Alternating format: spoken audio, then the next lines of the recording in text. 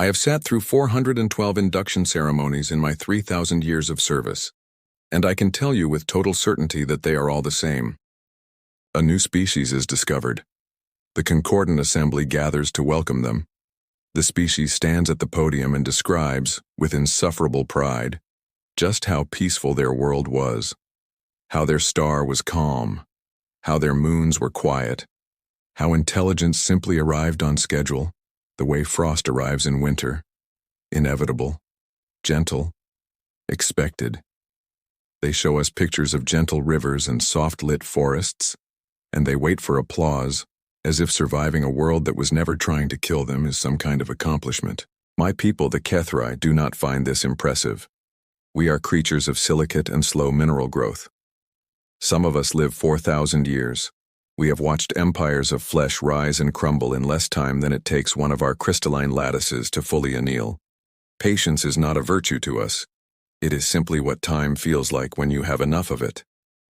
For a long while, that made us feared. A being that can wait out a siege for 2 centuries without hunger, without fatigue, without so much as a raised voice, is not an enemy you want. But the galaxy caught up to us. Faster than light drives arrived. Wars started being measured in days instead of decades. Patience became a punchline.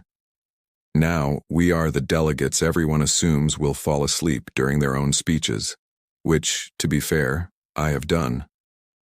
Twice. Once during my own cousin's memorial address, which he has still not forgiven me for, and he has been dead for 11 years. "You are doing the disapproving vibration again," said Relku beside me. Relku is Osamin, a species of hollow-boned aerial gliders, who, unusually for a flesh species, share our exact reverence for stone and slow processes. Her people build their monuments to last 10,000 years and then simply wait to see if they do. She has sat beside me for 11 cycles of this assembly and finds it endlessly funny that I resent these ceremonies while never once missing one. "I am allowed to disapprove," I said. "Another species that gained sapience without ever needing to fight for it. Another world so gentle it barely deserves the credit for producing anything at all." "You should watch this one," she said, before I could finish. "I mean it. All the way through. Don't do the vibration, don't sleep. Watch it." I did not trust her tone. It had the particular lift Osamin voices take when they are about to enjoy someone else's surprise, and Relku has ambushed me with that tone exactly 11 times before and been right 11 times before. The delegate for the new species was announced. Humanity from a world called Earth discovered 18 months prior by a survey consortium drifting along the frontier edge of assembly space. A single human stepped up to the podium. Soft-skinned, bipedal, disturbingly warm. My people perceive heat the way flesh creatures perceive sound. Standing near this human was like standing near an idling engine. It radiated warmth in a way that made my crystal lattice hum uncomfortably, a low resonance I hadn't felt since visiting a volcanic world under a work contract 2 centuries ago. She introduced herself as Delegate Priya Reyes. Her voice was quick, too quick. "HFY speaks slowly because there is no reason not to. We have all the time we will ever need." Flesh voices always sound to me like they are racing toward death, which I suppose they technically are every single day. Faster than any of them like to admit. She began with the standard material. Earth's star, ordinary, a yellow dwarf with nothing remarkable about its output. Earth's orbit, unremarkable. A single moon, tidally influential but not particularly large. Then the planet itself, 70% water, most of it salt and undrinkable. A thin sliver of breathable atmosphere clinging to a rock spinning through a void that would kill an unprotected human in under 2 minutes of exposure. Extreme temperature swings between regions, from equatorial furnace to polar deep freeze, hosting entirely different branches of the same species, adapted to wildly different survival pressures. Mildly interesting, nothing that would keep me from resuming my nap. Then she put up an image that made even Relku go quiet. It was a wolf, a large, 4-legged predator, native to Earth's northern regions, teeth built for tearing, eyes built for hunting in the dark, a silhouette that radiated exactly the kind of controlled violence my people respect. Delegate Reyes described it plainly, without drama. An apex predator, easily capable of killing an unarmed early human, hunting in coordinated packs, intelligent enough to plan. Then the image changed. Same species. Except now it was smaller, its coat patterned in soft mottled colors, lying beside a human child, tail moving in an unmistakable gesture of contentment, tongue out, utterly at ease. "We didn't just survive our predators," she said. "We recruited them," she explained. Humans had taken this creature over tens of thousands of years and reshaped it. Not through force, not primarily, through patience, food, and generational repetition, until an animal capable of tearing a human apart instead chose, of its own accord, to guard human children with its life.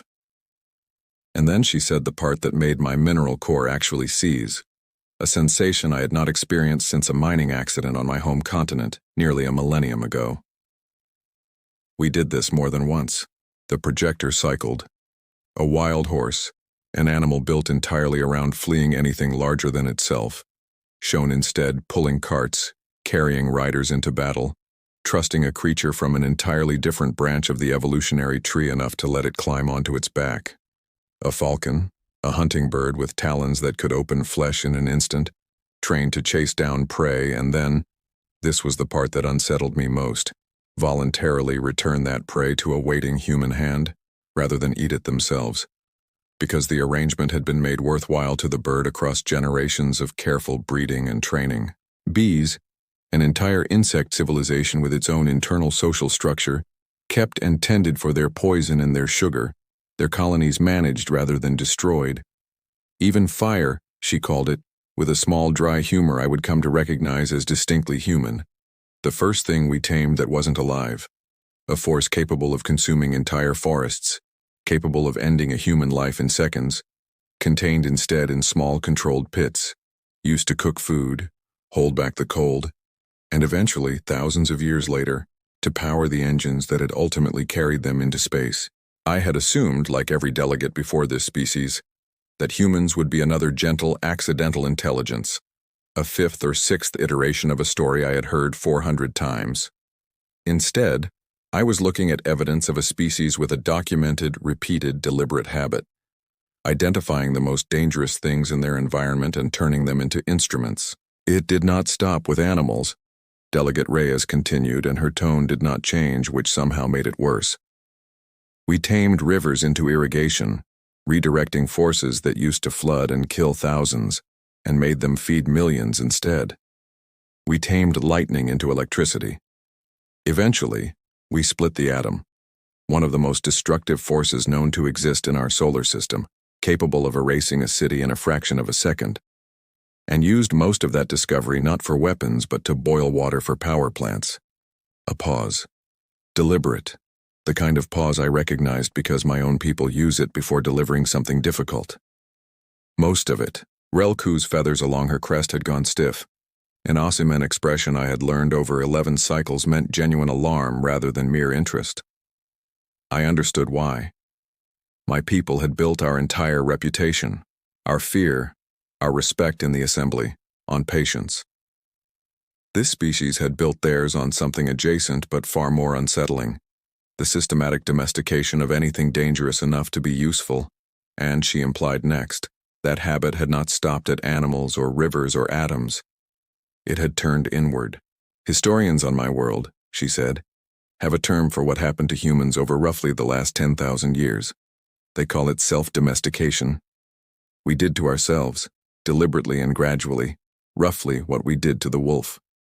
Early humans who were less impulsively violent, more capable of cooperating within larger groups, tended to survive group living better and pass on more offspring than those who weren't. Over many, many generations, our own capacity for casual violence was selectively bred down, not eliminated, never eliminated, but leashed. And where biology wasn't fast enough, we built culture to finish the job. Laws, courts, shared stories about consequence and restraint, told to children before they're old enough to understand why.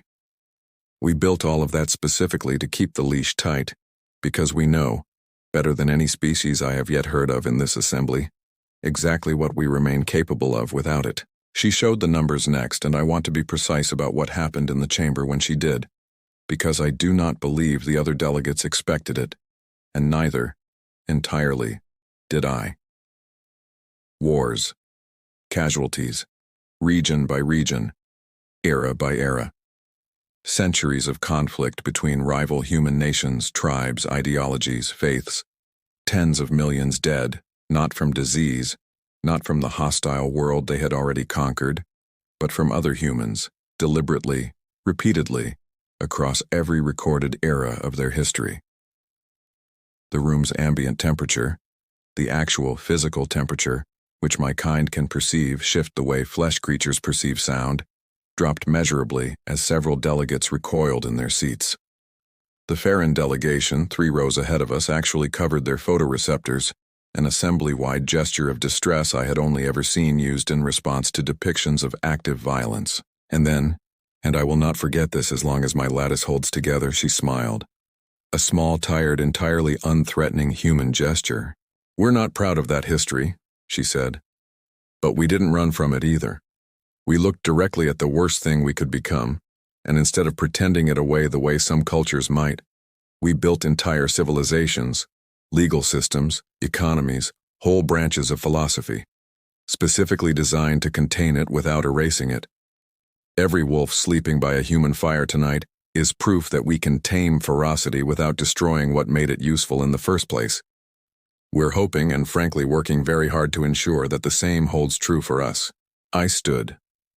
Among my people standing during another delegate's address is a gesture reserved for moments of unusual respect.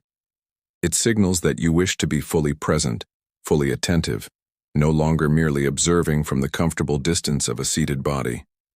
I do not believe more than 3 Kethri delegates in the recorded history of the assembly have done this for a species outside our own. Relku turned to stare at me, utterly delighted, her crest feathers lifting in obvious glee. "Finally," she said, "I have been trying to get you to do that for 6 cycles. She is describing patience," I said, quietly, mostly to myself, applied to violence itself. That is not something my people have ever managed to do, not truly. We simply wait until conflict is no longer necessary and call that restraint. They built an actual mechanism, legal, cultural, deliberate, to control the impulse while surrounded every single day by every possible reason to use it instead. "Told you," said Relku. "You'd like this one." The presentation continued for some time after that, though nothing quite matched the weight of what had come before. Delegate Reyes described human art, vast collections of recorded stories, some clearly fictional and openly acknowledged as such, others historical, others somewhere deliberately ambiguous between the two. She described human games, an enormous category ranging from simple physical contests to elaborate simulated conflicts played purely for entertainment, several of which, when she showed brief recordings, displayed tactical complexity that several of the assembly's actual military observers leaned forward to study more closely than was probably diplomatic. She described human medicine. And here was another moment that rippled through the chamber, quieter than the wolf, but in its own way, just as unsettling. Humans, she explained, had a long and well-documented tradition of testing dangerous substances and procedures on themselves, deliberately in controlled and increasingly ethical ways, specifically to determine what might heal others. She did not dwell on it. She simply noted, almost as an aside, that this practice of voluntary self-experimentation had eliminated diseases that once killed a significant fraction of every human generation before adulthood, and moved on to the next topic before most of the delegates had finished processing what she'd just described. By the end, Delegate Reyes had covered, in order, predator domestication, agricultural revolution, warfare and its costs, the specific cultural machinery built to restrain human aggression, medicine and self-experimentation, art, philosophy, and finally, almost as a closing note, human humor. A category of communication apparently built entirely around finding shared amusement in absurdity, failure, and even tragedy, which she demonstrated with a short recorded clip that caused the entire human portion of the delegation's support staff, visible at the edge of the chamber, to laugh in a way that no other species present, seemed able to interpret it all. When the presentation ended, Delegate Reyes bowed, a human gesture of respect, she explained afterward. Though at the time none of us knew what to make of the sudden forward inclination of her upper body, and the chamber sat in a silence that lasted several seconds longer than protocol required. Relku turned to me with that same wry expression she'd worn since before the ceremony began. "See," she said, "I take it you like them." "For the first time in 3 centuries of these ceremonies," I said. "Yes, I do." "Then you should ask her something," Relku said. "You never ask anyone anything, it would be historic." I considered this for longer than I should have, given that the floor had already opened for delegate questions and several other species were already raising various limbs and appendages to be recognized. When I was finally acknowledged, a Kethri delegate requesting the floor is itself, apparently rare enough that the presiding officer visibly startled, I asked the only question that mattered to me. "Your species restrains its violence through deliberate cultural construction, rather than biological inevitability. My species restrains ours through patience born of unusually long lifespans. If a conflict arose between a species that must actively choose restraint every single generation, and a species for whom restraint is simply the shape idle time takes, which do you believe is the more fragile foundation?" The chamber went very quiet. I understood, even as I asked it, that this was not a comfortable question. Delegate Reyes did not answer immediately. She looked at me for a long moment. Humans, I had learned by then, hold eye contact as a sign of engagement rather than challenge, the opposite convention from several other species present. And then she answered in a way I have thought about often since. "Yours, probably," she said, "because patience born of circumstance can be broken by a change in circumstance. Ours was built by us, on purpose, specifically so it couldn't be. That doesn't make us safer than you. It just means our restraint doesn't depend on nothing bad ever happening to us. It's already built to survive things going wrong. I'd genuinely like to know if yours is." I did not have a good answer. I am still not certain I have one. My name is Priya Reyes, and I have never in my life been more terrified during a public speech. And I've given 11 of them to a room containing my own mother, who is significantly harder to impress than an alien assembly, for the record. Nobody back home wanted to send an actual senior diplomat to a first contact induction ceremony on a station full of species we knew almost nothing about. Too risky, they said, in the careful language of people who have decided someone is replaceable, but don't want to say so directly. I have a doctorate in comparative anthropology, 4 years of fieldwork studying human-animal domestication patterns across 3 continents, and absolutely 0 formal diplomatic training, which apparently made me exactly replaceable enough to be handed a translator earpiece and a folder of talking points, and put on a shuttle before I'd finished reading the briefing packet twice. The good news, the speech went fine. Better than fine based on the reactions I could actually parse, which admittedly wasn't many, since most of the delegation's facial and postural cues meant nothing to me yet. I did notice one large, rock-looking delegate near the middle rows actually stand up partway through, which, according to the 3-day crash course I'd been given on alien etiquette before I left Earth, was either a sign of profound respect or an active declaration of hostility, and the briefing packet had genuinely, unhelpfully failed to clarify which, listing both interpretations side by side with a footnote reading context. Dependent, use extreme caution. The bad news, that same rock-looking delegate asked me a question afterward that I still don't have a fully satisfying answer to, and then found me at the reception an hour later to discuss it further. He was enormous. Not tall in the human sense, more like wide and dense, like a boulder had decided to stand upright and grow limbs and opinions. His skin, if you could call it that, was some kind of banded crystal that shifted faint colors when he moved. Deep ochre when calm, I'd learn, shifting toward a cooler blue-gray when something interested him. When he spoke, the sound came from somewhere deep inside his chest cavity, like stone grinding slowly against stone, unhurried in a way that made every single word feel weighted, deliberate, expensive. "Delegate Reyes," he said, "I am Renvosk of the Kethri lineage. I would like to continue our earlier discussion and, separately, to propose terms for a cultural exchange between our peoples. Do you accept?" I remembered exactly one relevant fact from the briefing about the Kethri. They measure time in centuries, live for millennia, and do not do anything quickly, ever, for any reason, including apparently small talk. So naturally, the first thing he did after that sentence was extend one enormous crystalline hand toward me, palm out, fingers spread wide, which, if I was remembering the footnotes correctly, was a HFY gesture used almost exclusively, either before ritual combat or apparently, before an unusually sincere handshake. And the briefing had not adequately prepared me to tell the difference in the moment. I remember thinking very clearly with the specific clarity that arrives right before you do something stupid anyway. This is how I die on day one, and my mother will never let me hear the end of it.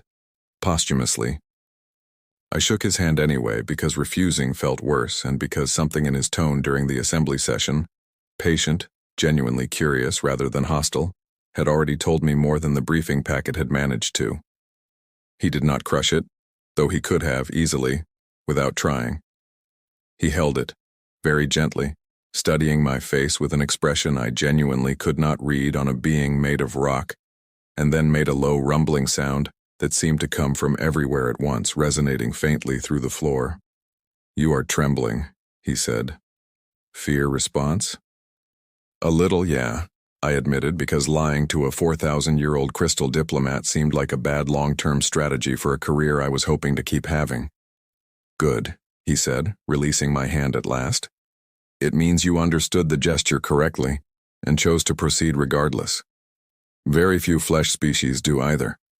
I am pleased." A pause, and then, with what I would later recognize as genuine, unguarded curiosity, "I would like to know more about the wolf." That somehow ended up being the icebreaker. We ended up talking for nearly 2 hours, him asking increasingly specific questions about dog breeds and selective horse training and the internal politics of beekeeping, occasionally pausing to explain some HFY equivalent involving extremely slow-growing lichen colonies that, as far as I could tell, was the closest thing his culture had to a domesticated companion species, cultivated over multiple HFY lifetimes for reasons that seemed to be partly practical and partly, unmistakably sentimental, though he never used that word. At some point, someone brought out drinks. Mine was something the reception staff assured me was broadly analogous to Terran whiskey, which turned out to be true in the sense that it was brown and burned going down, and false in every other respect. His was a thick mineral slurry that apparently functions as an intoxicant for HFY by very slowly dissolving part of his outer crystal layer, which is either the single most metal thing I have ever personally witnessed a sapient being do recreationally, or deeply concerning from a biological standpoint, possibly both simultaneously. We got, by any reasonable definition, extremely drunk together. I don't remember all of it, which is either a comforting sign that the evening went well or a genuinely alarming sign that it didn't, and I have chosen not to investigate further.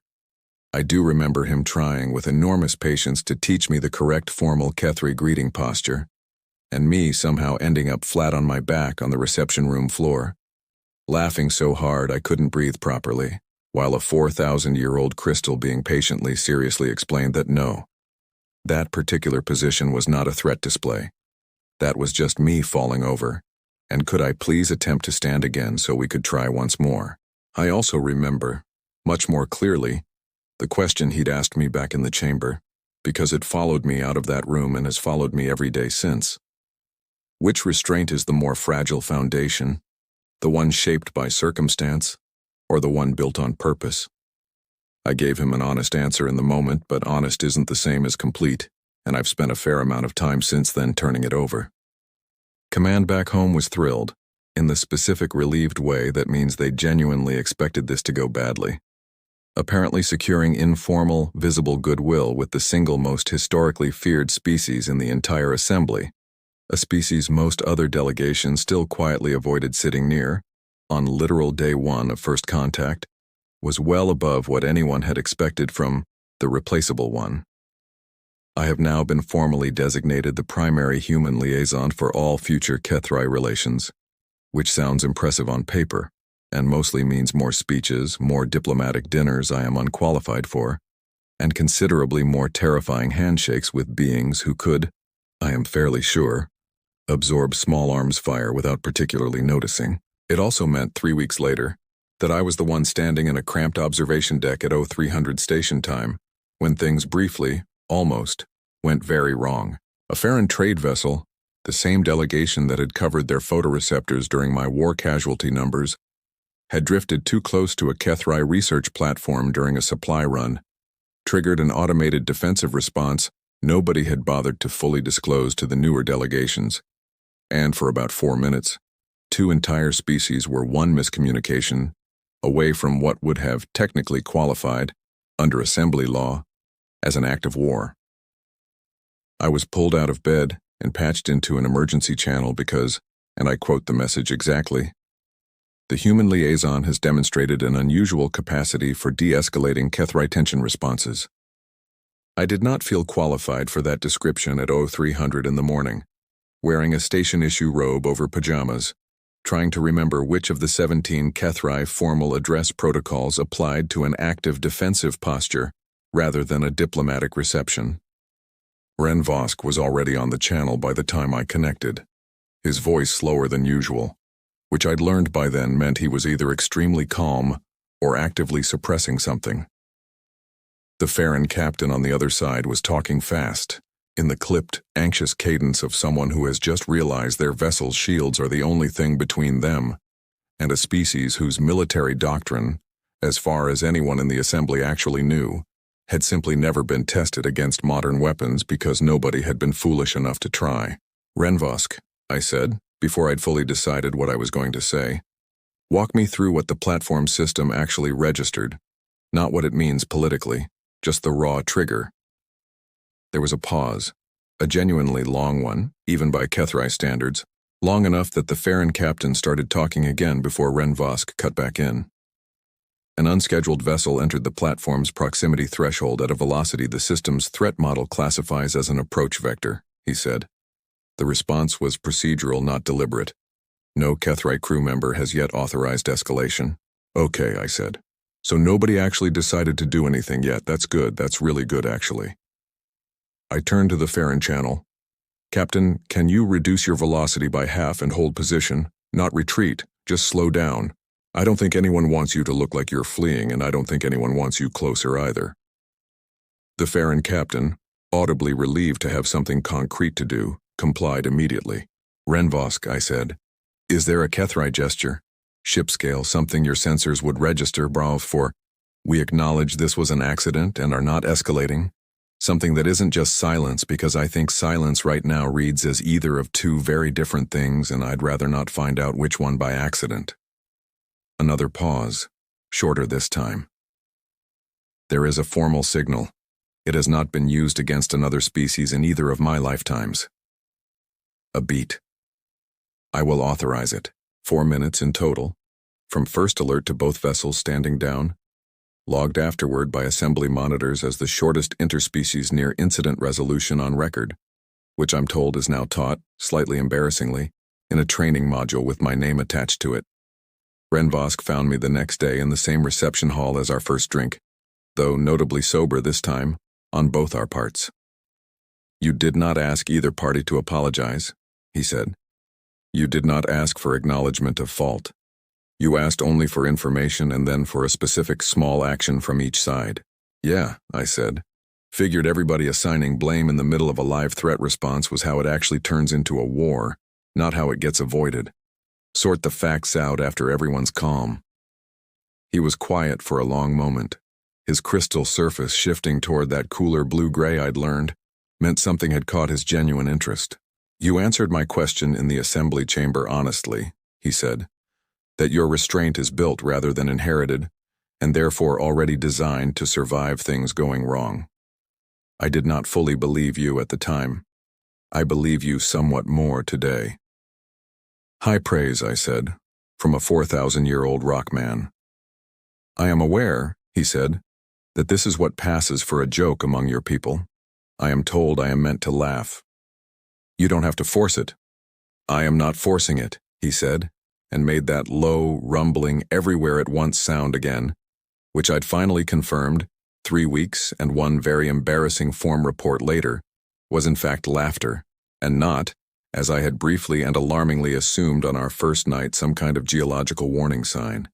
Some days I really wish I'd stayed replaceable. Most days, honestly, I don't. Thanks for watching. If you liked this one, there's more where it came from. Hit like and subscribe if you want the next one when it drops.